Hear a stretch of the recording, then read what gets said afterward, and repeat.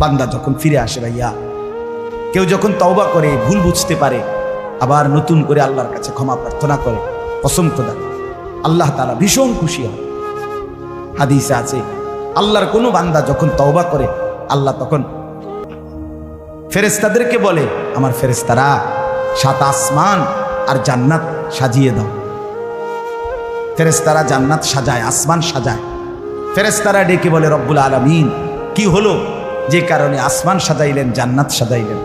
রব্বুল আলামিন তখন বলে, আসলাহাল আবদু মাওলাহু, এক ভেগে যাওয়া গোলাম আজকে তার মনিবের সাথে সম্পর্ক ঠিক করে দিয়েছে।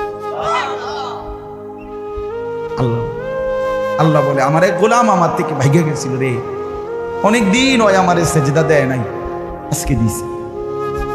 অনেকদিন সে আমারে ডাকে নাই, আমি খুব কষ্ট পাচ্ছিলাম। আমার বান্দা আমার হাতে গড়া, আমার দেওয়া নাক চোখ কান, আমার দেওয়া জবান, আমার দেওয়া জিহ্বা, আমার গড়া বান্দা আমারে ভুলে আমার থেকে ছুটে গেছে। আজ আমার সেই ভেগে যাওয়া বান্দা আমার কাছে ফিরে আসছে। লাল্লাহু আশাদ্দু ফারাহান বিতাওবাতি আবদি, নবী সাল্লাল্লাহু আলাইহি সাল্লাম বলেন, আল্লাহ তাআলা ভীষণ খুশি হয় বান্দা যখন তওবা করে। এজন্য যুবক ফিরে আসো, নওজোয়ান ফিরে আসো, নিজের ক্ষতি করো। আমি প্রত্যেক দিন বলি ভাইয়া, তুমি মরে গেলে হ্যাঁ পৃথিবীর কিচ্ছু আসবে।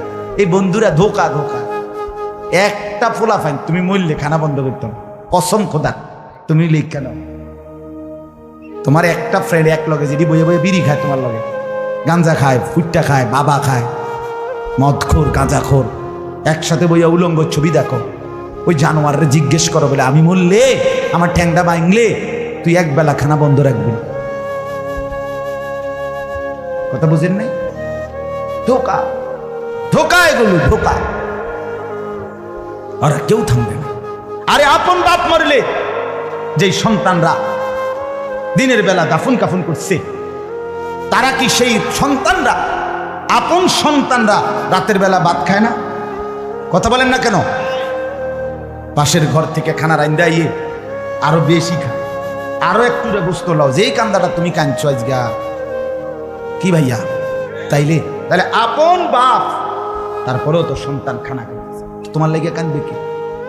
এর জন্য পৃথিবী আমাদের কারোর জন্য থামবে না ভাইয়া, থামবে না। সামনের গাড়ি অ্যাক্সিডেন্ট করে, পেছনের গাড়ি অপেক্ষা করে না, পাশ কাইটা কাইটা চলে যায়। জ্যাম বাইজা গেলে আরো শিক্ষার শুরু করে, আরে লোক মরে গেছে, আরে মরলে মরুক বেটা, রাস্তা ক্লিয়ার করতে কও। ঠিক কিনা বলেন না কেন? ধরে বেটা বেটা ক্যাডা মরছে না মরছে বেটা, এর লেগে বুঝি মানুষের রাস্তা আটকায় রাখবো, মানে এই যুক্তি দেখা। তাহলে ক্যাডা মরছে না মরছে মানে তোর মতো এক মানুষ মরছে, ঠিক কিনা বলেন না? তোর মতো এক সুস্থ সবল মানুষ মরছে বেটা, যে একটু আগে হাত নাড়তো পা নাড়তো, সেই মানুষটা এখন রক্তে ভাসতেছে বেটা। ভাবতাও নাই কিসের সময়, কার হাতে সময়? সবাই মেশিনের মতো, যন্ত্রের মতো দৌড়াইতেছে। রাস্তায় দেখেন না সিএনজি অটো কি করে সবাই, কারো হাতে সময় নেই, ঠিক কিনা বলেন? কে কাকে ঠেলিয়া যাবে, কারো হাতে সময়, কে কার জন্য থামবে? এই জন্য তুমি নষ্ট হয়ে গেলে বন্ধু, কেউ তোমারে ফিরাবার নাই। তোমার জন্য ভাববে কেউ, ডাকবে কেউ, কাঁদবে কেউ নাই। আরে আপন মা বাপের তো খবর নাই এখন। আপন বাপ সাইয়া রইছে, দেখে তার ফুতে আজকে 6 বছর 9 বছর এক ওয়াক্ত নামাজ পড়ে না, এবড়া বয়ে বয়ে বিড়ি খায়, বন খায়, চা দিয়া ভিজাইয়া খায়। এবারটা মাইছ না সাইকেল নামাজ পড়লে পড়ছে, না পড়লে রাতের ব্যাপার। বাবুরে টেহা দাও দিছে, টাকা দিলে খালাস। যদি সুতে টাকা দেয় বাপের কোনো অসন্তুষ্টি নেই, আর যদি টাকা না দেয় এবড়ার গজবে আল্লাহর আরশ কাঁপে। ফুতের উপরে লানত দিতে দিতে, অভিশাপ দিতে দিতে শেষ। কারণ টাকা দেয় না, টাকা দেয় না, পুরা গ্রাম হাইটা হাইটা তখন মানুষের কাছে বদনাম, এই ফোলাগারে মানুষ করছি আমি, এই ফোলার লাইগা জীবন যৌবন শেষ করছি, 12 লাখ টাকা সুদে লইয়া তারে আমি নিজে বিদেশ পাঠাইছি। কত বড় নেয়ামতের কথা। বেশরম মানুষ সুদে টাকা লইয়া আবার মানুষের দ্বারে কও, এত বড় হারাম কইরে আবার কইতেছ, হ্যাঁ 12 লাখ টাকা দিয়ে ফোলা বিদেশ পাঠাইছি আমি, কিস্তি লইছি আমি, সুদে লইছি আমি, আর অন ফোলা একটা টাকা দেয় না। তার মানে সম্পর্কটা হয়ে গেছে এখন টাকা পয়সার ভিত্তি। আখিরাত কোথায়?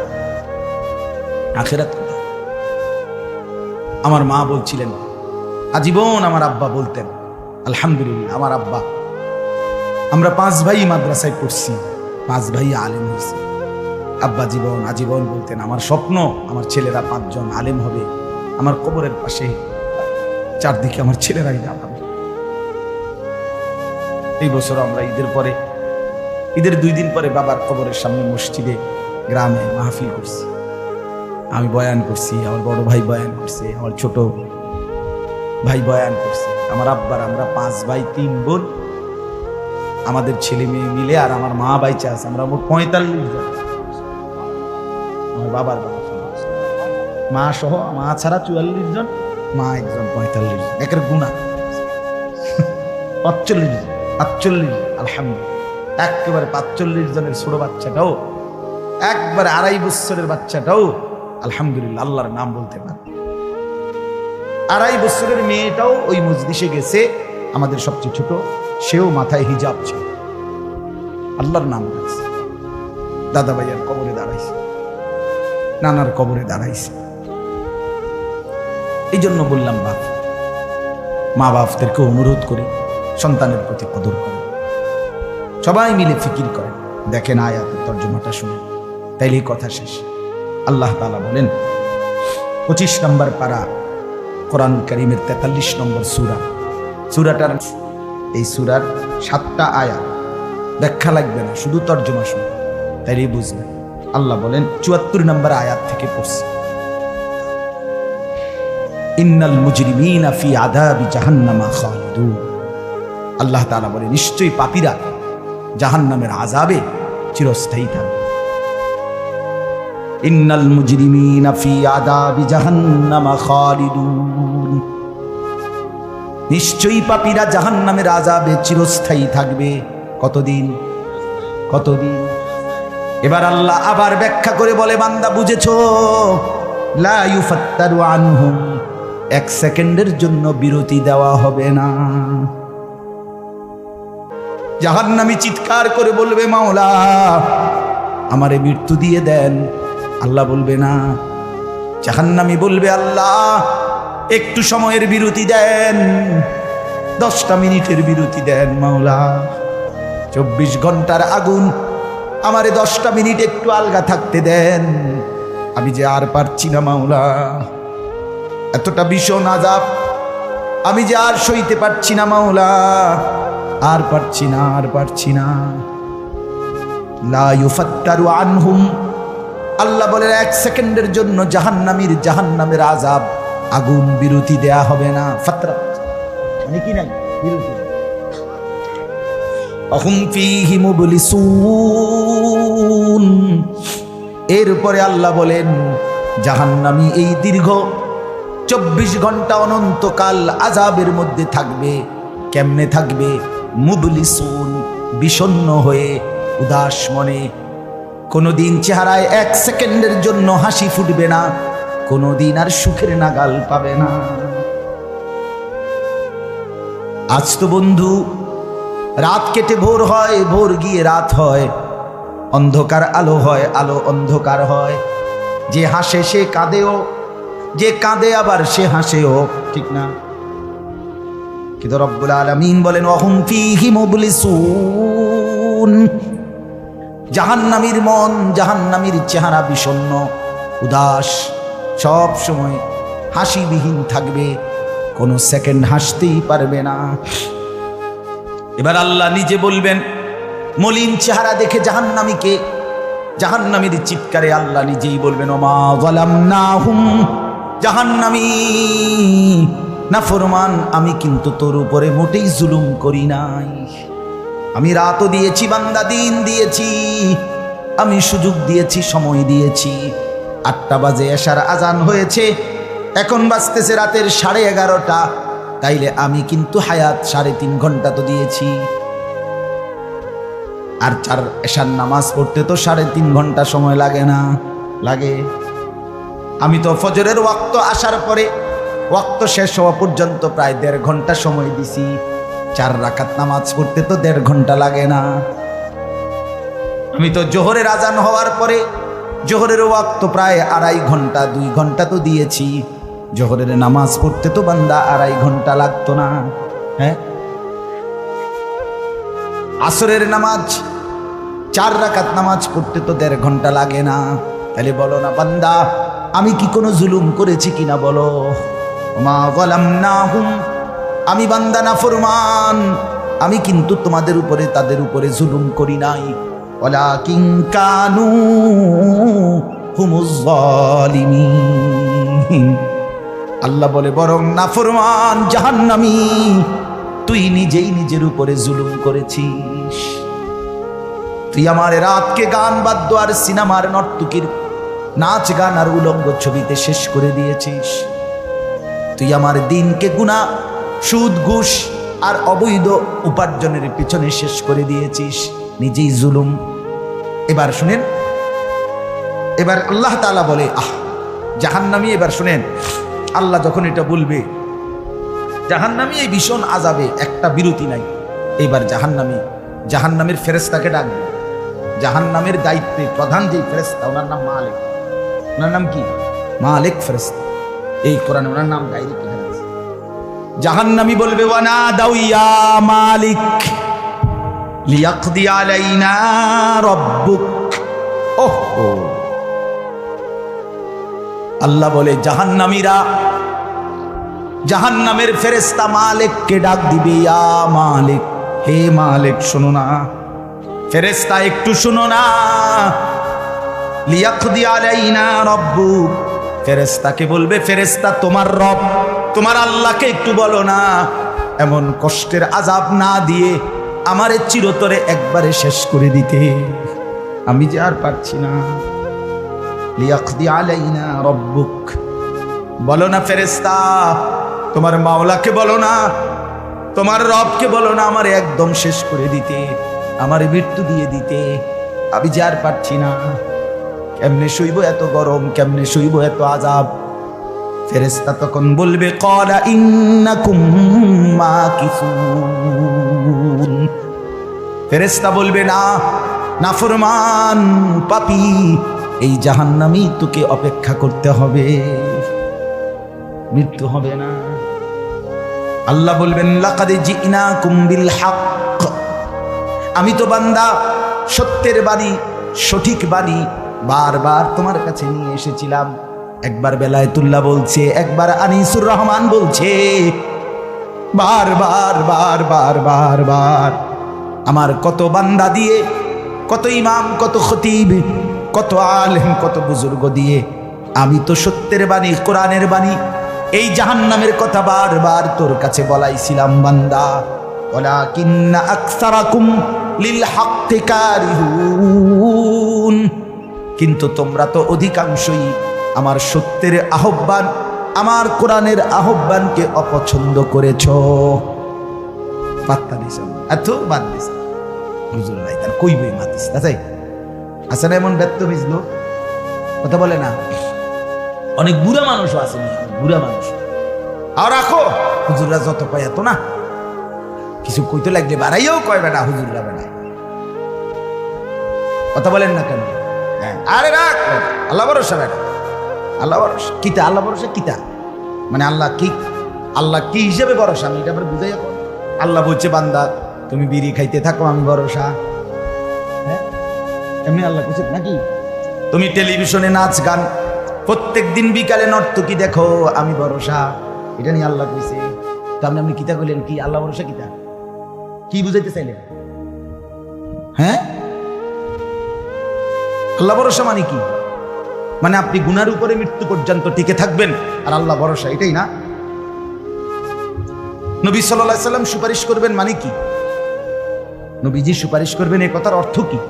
এই কথার অর্থ এই যে উম্মত, তুমি বিড়ি, সিগারেট, মদ, জুয়া, চুরি, ডাকাতি, জিনা, ব্যভিচার, নাচ গান, সুদ, ঘুষ, তোমার যে দুর্শল্যকুলা মৃত্যু পর্যন্ত, শেষ মুহূর্ত পর্যন্ত তুমি করতে থাকো, আমি সুপারিশ করে করে তোমার বেহেশতে দিব, এই তো অর্থ না?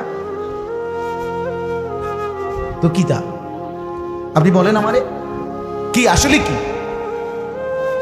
আরে মুসলমান খুব বেশি খামখেয়ালি, খুব বেশি, খুব বেশি খামখেয়ালি। এবার দেখেন একটা শক্ত কথা আল্লাহ বলছে, আম আবরামু আমরান ফাইন্না ফাইন্না মুবরিমুন।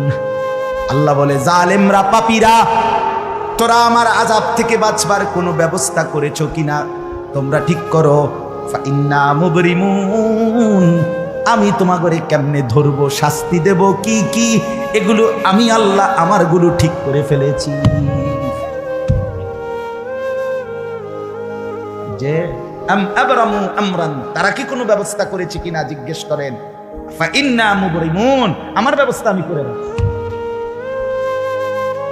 বুঝেন নাই কথাটা? আল্লাহ বলেন, আমার শাস্তি দেব কি কি, আমার আযাব দেব কি কি, আমি সব ঠিক করে রাখছি জাহান্নামে।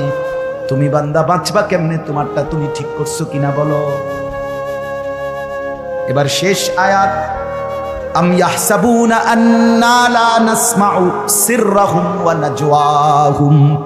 আল্লাহ বলে, নাফরমান পাপীরা, জালেমরা, দুশমনরা মনে করে আমি তাদের গোপন কথা, অন্ধকারের গোপন পরামর্শ, একেবারে চুপচাপ নিরিবিলি কথাগুলো আমি শুনতে পাই না। কারণ ইয়ারফোন লাগাই রাখছে না, কানের মধ্যে দুইটা বল্টু লাগাইলে তার আল্লাহ শুনে না, কথা কয় না।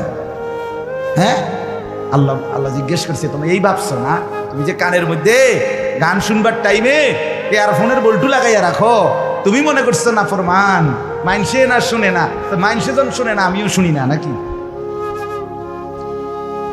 জবাব দেন, ওই যুবক বলো না মিয়া।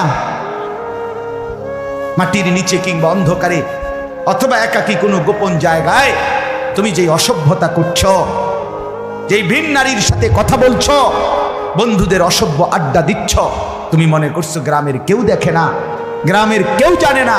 আল্লাহ বলে, তাহলে তুমি কি এই ভেবেছো যে আমি আল্লাহও জানি না? বালা, হ্যাঁ, আল্লাহ বলেন আমি জানি, আমি শুনি, আমি দেখি। আর অরসুলুনা লাদাইহিম ইয়াকতুবুন, আমার পক্ষ থেকে মনোনীত ফেরেশতা ডান কাঁধে বাম কাঁধে, তারা কিন্তু সাথে সাথে 24 ঘন্টা ইয়াকতুবুন, লিখতেছে লিখতেছে লিখতেছে কিনা বলেন? ডান কাঁধের আর বাম কাঁধের ফেরেশতাকে তুমি তোমার থেকে আড়াল করবা কেমনে? বলেন না কেন? কেমনে আড়াল করবে? সুযোগ আছে কারো? আল্লাহ আমাদেরকে বুঝ দান করে। অতএব বাপ, জাহান্নামীর আত্মচিৎকার শুনলেন আপনি, জাহান্নামী আল্লাহকে ডাকবে, জাহান্নামী ফেরেশতাকে ডাকবে, জাহান্নামী একটু আযাবের হালকা করতে চাইবে, জাহান্নামী মৃত্যু কামনা করবে, জাহান্নামী কতভাবে যে বাঁচতে চাইবে, কিন্তু কসম আল্লাহ বাঁচতে পারবে না। এই জন্য দয়া করে রাত গভীরে মেহেরবানি করে চলেন প্রত্যেকে, ইনশাআল্লাহ সিদ্ধান্ত নিন। শেষ পর্যন্ত যে কয়জন যুবক টিকে রইলা, বসে রইলা, ভাইয়া তোমাদের কাছে অনুরোধ, আজকের থেকেই বদলাও ভাইয়া। আগামী দিনে মুসলমানের জন্য, ইসলামের জন্য খুব বেশি যুবকের দরকার। তোমরা না আগাইলে, তোমরা না ফিকির করলে আগামী দিনে ইসলামের জন্য লড়বে কে? সারা পৃথিবী ইসরায়েলের ইয়াহুদিদের জুলুম অত্যাচার এখনো তো শেষ হয়নি।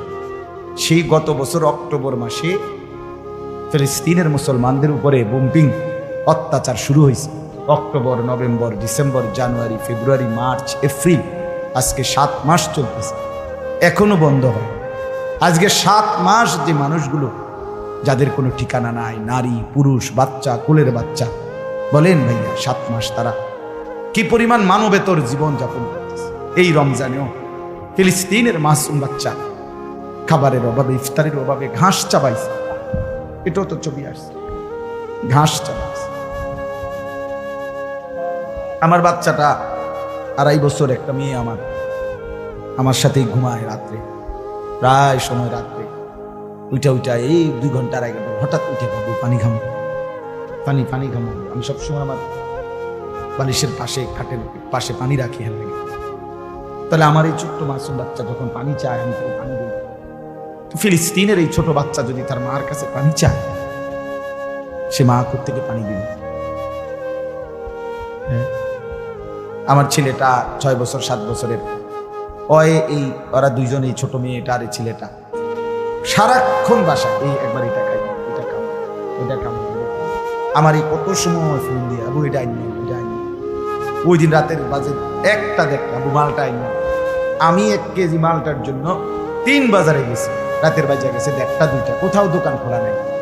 আমি দেখলাম বাসায় আমার ছেলেটাও মেয়েটাও ছোট কসম আল্লাহ, আমি গেট খুলছি দরজা আমার জন্য দৌড়াইয়া দাঁড়ায় আছে, মালটা আনছি না। আমি জড়াই ধরে বললাম যে আব্বা কোথাও পাইনি, একটা দোকানও খোলা নেই। মানে আমি তো জানি সকালে আনতে পারবো, ঠিক না, শুধু রাতে আনতে পারি নাই, এটাই আমার কাছে এতটা কষ্ট লাগছে। তো যেই বাবা যেই মা ওই মাসুম বাচ্চাদেরকে আজকে 7 মাস খাবার দিতে পারে না, ওই বাচ্চাকে ওই বাবার কলিজার কি হালাল। এমন পরিণতি যদি আমাদের হয়, এমন পরিণতি যদি তোমার ছেলের বেলায় হয়, বলো যুবক, তোমার বিয়ের পরে থেকে যদি শুরু হয়, তোমার বাচ্চা হওয়ার পর থেকে যদি শুরু হয়, তখন কি হবে? এই জন্য আল্লাহকে নারাজ না করো, আল্লাহকে নারাজ না, দয়া করে ফিরতে চাই, আমরা ফেরাইতে চাই, নিয়ত করি ইনশাআল্লাহ। ঠিক আছে না? ইনশাআল্লাহ নতুন করে ভাবো, সবাই একসাথে ভাবা পারবা না। যেই যুবকদের ফিকির আছে, বুঝ আছে, দিমাগ আছে, তুমি নামাজ পড়ো ইনশাআল্লাহ, ভালো হবে। মোবাইল প্রয়োজনে ব্যবহার করো, যার যেটুকু প্রয়োজন এটুকুই হোক, শুধু শুধু নারীর ছবি, নাচ গান, অস্থির দৃশ্য কোনো দরকার নাই। আর হিম্মত করে নামাজ, মরি বাসি, এত বেজ্জতি কথা শোনার চাইতে, এত কষ্টের চাইতে, পরকালের অশান্তির চাইতে নামাজ পড়বো আমরা। দেখবেন ছেলেরা তোমরাও হিম্মত করে শুরু করলে 5 ওয়াক্ত নামাজ ওষুধের মতোই মনে করো না, বিষ ওষুধ, তিতা ওষুধের মতো। দেখবা একটা মাস যদি কেউ একটু জন্মা যে মরি বাসি নামাজ পড়বই, কসম একসময় এটা মজাদার হয়ে যাবে। সেজদা দিলে খুব মজা হয়, সেজদা দিলে বান্দা আল্লাহ পিঠে মাথায় আদর করে হাত বুলায়, খুব আদর করে, আল্লাহ খুশি, বান্দাকে কোলে তুলে নেয়, আদর করে। এই জন্য আমরা দয়া করে ইনশাআল্লাহ নামাজ পড়ি। পর্দার আড়ালের মা বোন যারা আছেন, মা আপনি যদি বেপর্দা হন, আপনিও শেষ হইলেন, এলাকার ছেলেগুলোকেও নষ্ট করলেন। একজন বেপর্দা নারী শুধু নিজে গুনাহগার, সে অসংখ্য মানুষকে পাপে অংশগ্রহণ করায়। এই জন্য একজন বেপর্দা নারী সে সরাসরি জাহান্নামের ফেরিওয়ালা। সে কিসের ফেরিওয়ালা? জাহান্নামের ফেরিওয়ালা। সে জাহান্নামের ফেরিওয়ালা, আগুনের ফেরিওয়ালা। কারণ সে তো তার রূপ যৌবন দেখাইতেছে, ফেরিওয়ালার মতো পিছনে পিছনে ডাকতেছে অসংখ্য যুবককে, দেখো আমাকে, বরবাদ করো নিজেকে, বরবাদ করো নিজের চরিত্র, বরবাদ করো নিজের কবর, বরবাদ করো নিজের আখেরাত। তাহলে সে গুনাহের ফেরিওয়ালা, সে জাহান্নামের ফেরিওয়ালা, সে অসভ্যতার ফেরিওয়ালা। এই জন্য একটি সমাজের মধ্যে সবচেয়ে নিকৃষ্ট বেপর্দা না, বেপর্দা না। আল্লাহ তাআলা আমাদের মা বোনদেরকেও হেফাজত। আজকের মাহফিল যে যুবকরা সাজাইছে, আল্লাহ তাআলা সমস্ত নওজওয়ানদেরকে কবুল করে। বাস্তবতা হইল আসলে 4-5 মাস, মেন শীত সিজন 4 মাস 5 মাস। এখন 5 মাসে যদি 30 দিন করে হয়, তাহলে হইল 150 দিন। যদি প্রতিদিন 2টা করে মাহফিল দিতে হয়, দেওয়া যায়, তাহলে 300 মাহফিল মনে করে। এখন মাহফিলের কাগজ আমার গাড়িতে এখনো আছে, মনে হয় কমপক্ষে 1,500-2,000 এটি আমরা ফরিয়া রয়েছে কাগজ, ব্যাগ ভরা এতটি কাগজ। আর আমি কি করতে পারি? কেমনে দাও, কিভাবে দাও? আচ্ছা, সারা বাংলাদেশ তো নবীনগর কি বলে, ঠিক না? বাংলাদেশ মানে তো নবীনগর এমনি বলেন। সারা দেশ থেকে এই মাহফিল নিয়ে কাবজাব, কত মানুষের আবেদন, অনুরোধ, কাকুতি মিনতি। এরপরও আমাদের এই মুফতি বেলায়েতুল্লাহ সাহেব এবং আমাদের এই নবীনগর এসআর মসজিদের ইমাম মকবুল ভাই, মাওলানা মকবুল সাহেব, এরা সবচেয়ে বেশি মাহফিলেই কম না। আলহামদুলিল্লাহ, আমি চেষ্টা করছি, ওনাদেরকে অনেকগুলো মাহফিল দিচ্ছি, আরও দেওয়ার ফিকির আছে, কিন্তু আসলে সময় একদমই অল্প, মূলত খুব বেশি ডেট নাই, কুলাম যায়। এই জন্য এই সময় দিতে হচ্ছে। ওই ভাই ইমাম সাহেব অনেক অনুরোধ করছে, আমারও মনে আছে, ওখানে বারবার বেশি অনুরোধ করছে। এই জন্য যাক, আল্লাহর দয়া আশা হয়েছে। আমি আপনাদের জন্য দোয়া করি, আপনারাও আমার জন্য দোয়া করবেন। আল্লাহ তাআলা আমাদের সবাইকে মিলেমিশে দ্বীনের কাজে অংশগ্রহণ করার তৌফিক দান করেন। আমিন।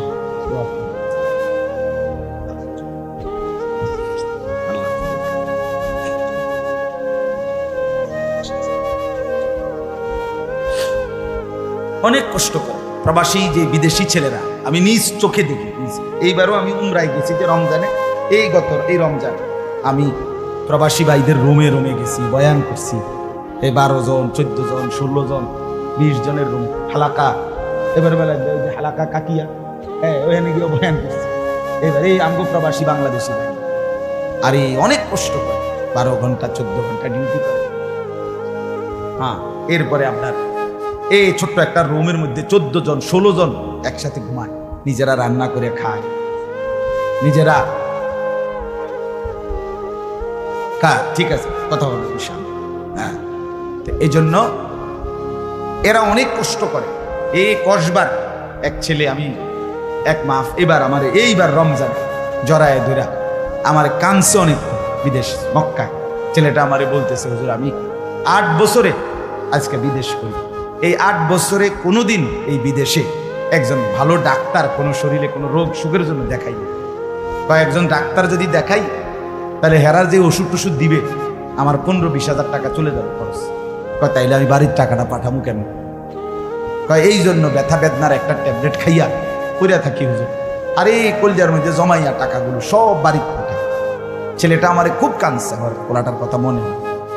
সে আমারে বলছে যে আমি আজকে 8 বছরের কসম আল্লাহ কয় এই মক্কায় বলতেছি, কয় সুখ নিজের আনন্দ বলতে কি জিনিস আমি আজকে 8 বছরে কোনোদিন দেখিনি। সবটা দিয়ে দিছি পরিবারের জন্য, মানে বাড়িতে শুধু কোনো রকম মানবেতর কোনো রকম মানে কোনো রকম জিন্দিগিটা কাটাই, বিদেশে পড়ে আছি আমি। কিন্তু এরপরে বাবা এতটা কষ্টের টাকা পাঠাবার পরে যেই স্ত্রী যেই বিবি বাজারে বাজারে ঘুরে বেপর্দা ঘুরে মোবাইলে সারাদিন রাত করে থাকে, স্বামীর পবিত্র আমানত নিজের ইজ্জত নিজের সতীত্ব নষ্ট করে, পরকিয়া ভিন কোনো পুরুষের সাথে অবৈধ কোনো সম্পর্ক করে, তার মতো অসভ্য নির্লজ্জা বেহায়া অসভ্য নারী আল্লাহর জমিন আর কেউ হইতে পারে। তোর জন্য বেটি, তোর ছেলেটার জন্য, বাচ্চাগুলোর জন্য এই ছেলেটা এই পুরুষটা আজকে 6টা বছর 8টা বছর 12টা বছর বেটা বিদেশের জমিনে পড়ে আছে, আর বিনিময়ে তুই নিজের জিন্দেগি নষ্ট করে দিলা, স্বামীর পবিত্র আমানত নষ্ট করে দিলা তুমি। এই জন্য দয়া করে আমার কথাটা যদি একটু শক্ত হয় মাফ করে দিয়ে আমার কিন্তু প্রবাসীর বিবিদেরকেও বলি, বোন দয়া করে নিজের ইজ্জত আব্রু সতীত্ব নিজের চরিত্রের হেফাজত কষ্ট করে হলেও, আপনার জন্য স্বামী বেচারা কষ্ট করে, আপনিও তার জন্য কষ্ট করেন, মিলেমিশে সবর করিলে চরিত্রের হেফাজত করিলে একদিন দুইজনই জান্নাতি হবে। ছেলেরা যারা তোমাদের বাপ বিদেশ, তোমরাও ভাইয়া একটাবার দেখে আইসো কি কষ্ট করে। এই জন্য দয়া করে কষ্টের এই রক্ত পানি করার টাকা শুধু শুধু মোবাইল টিপ্পা উলঙ্গ ছবি দেখা নর্তকীর নাচ গান দেখে ভাইয়া নষ্ট করো না। এত বড় জুলুম বাপের উপরে কইরো না, আল্লাহ সইবেন। এত বড় জুলুম কইরো না, একদিন তুমি কষ্ট পাই, একদিন তোমার উপরে এই মুসিবত আসবে। আল্লাহ আমাদের ছেলেদেরকে হেফাজত করে। মসজিদের কাজ আমি নিজেও দেখছি, আলহামদুলিল্লাহ মসজিদের কাজ চলতেছে। দয়া করে সবাই মিলে মসজিদের দিল খুলে দান করবেন। মনে রাখবেন হাদিসের মধ্যে আছে আল্লাহ নবী সাল্লাল্লাহু আলাইহি সাল্লাম বলছেন, ইসরাফিল যখন ফু দিবে কিয়ামতের দিন সব কিছু ধ্বংস হবে, হবে কি না? কথা বলেন না। ইল্লাল মাসাজিদ, নবীজি বলছে মসজিদ ব্যতীত। ইসরাফিল ফু দিলে আসমান জমিন চন্দ্র সূর্য ঘর বাড়ি দালান বিল্ডিং পাহাড় নদী সব চুরমার হয়ে যাবে, মসজিদ ভাঙবে না। বোতলে মসজিদ কি হবে? এক মসজিদ আর এক মসজিদের সাথে লাগবে, মিশবে আর কি, মিশা সব মসজিদ কাবা ঘরের সাথে মিলবে, একসাথে আল্লাহর ঘর কাবা সহ একসাথে সবগুলো জান্নাতে চলে যাবে। এরপর এই জন্য মসজিদের দান যে করলেন, আপনি মসজিদে টাকা পয়সা দান করলেন, যে এই মসজিদ আপনি বেশ দিকে দেখবেন, আর এই যে আমরা কেন মসজিদ বুঝেন নাই। এই জন্য মসজিদের দান শেষ হয় না, মসজিদের দান কি হয় না, শেষ হবে না। আপনি দিয়ে যাবেন, এ আগে দিছেন আবার দিবেন, সামনেও দিবেন, ঠিক আছে ইনশাআল্লাহ। সবাই সহযোগিতা করেন। ভবিষ্যতেও ছেলেরা তোমরা নিজেদের এই মাহফিল আন্তরিকতার সাথে মিলেমিশে চালু রাখো, চেষ্টা করবা। আমরাও যদি কখনো আবার সুযোগ পাই আসার চেষ্টা করব। আরও ওলামায়ে কেরাম বেলায়েত ভাইয়ের সাথে কথা বললে ফিকির করে দেবে ইনশাআল্লাহ, চেষ্টা করে দেবে। আল্লাহ তাআলা সবাইকে কবুল। আলহামদুলিল্লাহ।